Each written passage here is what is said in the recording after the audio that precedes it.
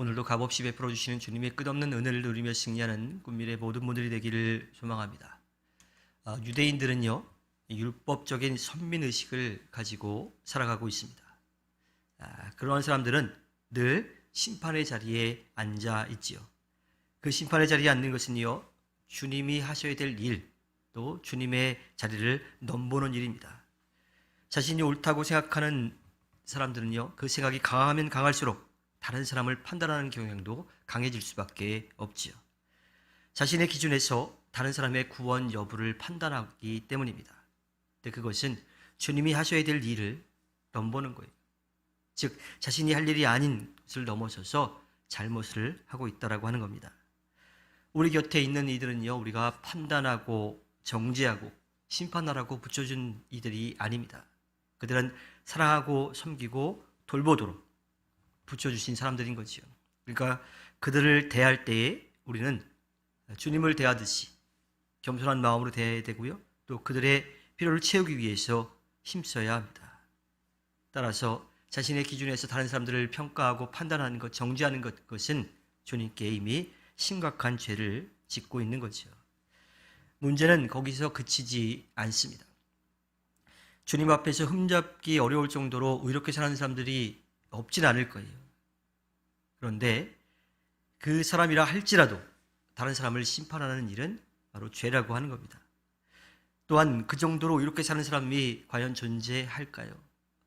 겉으로는 아닌 것 같지만 우리의 모든 것을 아시는 하나님 앞에는 숨길 수 없기 때문에 마음속으로 짓는 그 죄도 다 아시는 분이기 때문에 그렇게 온전하게 주님 앞에 거룩하게 살아가는 사람도 없다라고 하는 거예요. 오히려 다른 사람들을 판단하는 습성을 가진 사람들은요, 대개 실제로 의롭게 살지 못하기 때문에 그것을 감추기 위해서 겉으로 그렇게 드러내는 겁니다. 헛된 자의식이 가득한 사람이 오히려 다른 사람들을 심판하기를 좋아하는 거지요.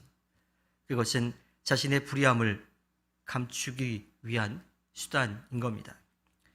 오늘 말씀 1절에서 똑같은 일이라고 하는데 이것은 우리가 어제 살펴보았던 로마서 1장 29절과 31절에 나오는 일들이에요.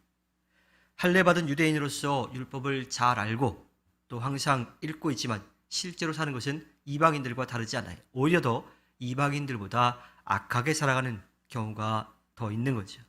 그러면서도 아브라함의 자손이라고 해서 주님의 심판을 피할 수 있다고 생각합니다.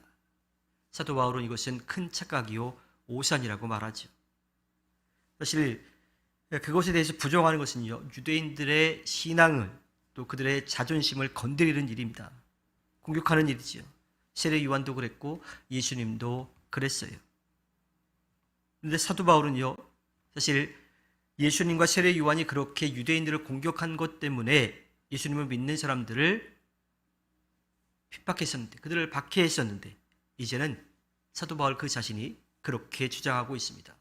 그런 위선적인 모습으로 구원의 은혜를 누릴 수 없다라고 말하고 있습니다. 율법을 통해 거룩함에 대해 알게 되었고 또 주님에 대해서 알게 되었다면 그들은 그 삶이 바뀌게 된다고 하는 거예요.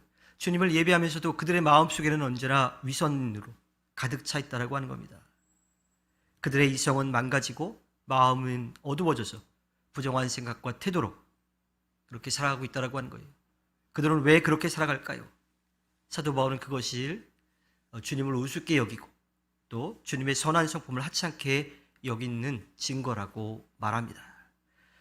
우리가 죄를 지을 때마다 예수님이 참으시는 이유는 무엇일까요? 바로 징계로 응하지 않는 이유가 무엇일까요? 그것은 무관심하셔도 무능력하셔도 아닙니다. 또 우리가 짓는 죄가 아주 사소해서도 아니에요. 모든 죄는 주님의 마음을 아프게 합니다. 그럼에도 참으시는 이유는 우리가 회개하고 돌아오기를 기다리고 계시기 때문입니다.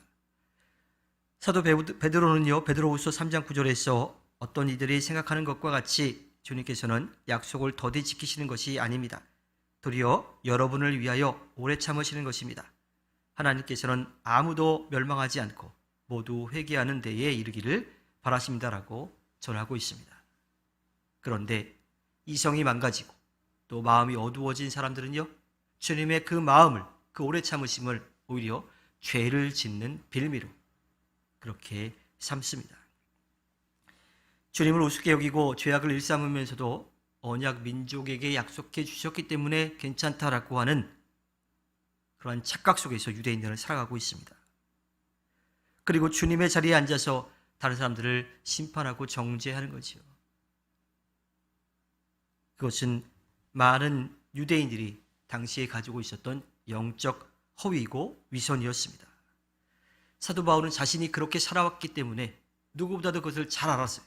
그런데 그것이 잘못된 것이라는 것을 깨달았기 때문에 그렇게 살아서는 안 된다라고 분명하게 말하고 있지요.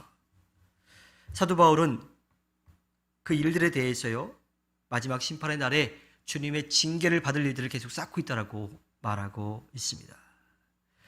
그런데 안타까운 것은 유대인들이 당시에 가지고 있었던 그 허위식을 지금 우리 그리스도인들도 가지고 있다라고 하는 거예요. 저는 아주 심각하게 생각하는 게 뭐냐면, 우리가 먼저 믿었다라고 하는 그 가운데 믿지 않은 사람들, 그들을 우리가 가르쳐야 될 대상으로 생각한다라고 하는 거예요. 우리가 전도해야 될 대상으로 생각을 하는데, 중요한 것은 하나님께서 그들을 사랑하신다라고 하는 마음으로 그들을 대해야 되는데 그렇지 않은 거예요. 내가 어떻게 해서든 그 사람을 전도하겠다라고 하는 그런 교만한 생각을 가지고 있기도 하고요. 또한 함께 신앙생활하는 사람들, 그들의 신앙생활에 대해서 내 기준하고 다르다고, 거기에 미치지 못한다라고 정죄한다라고 하는 겁니다.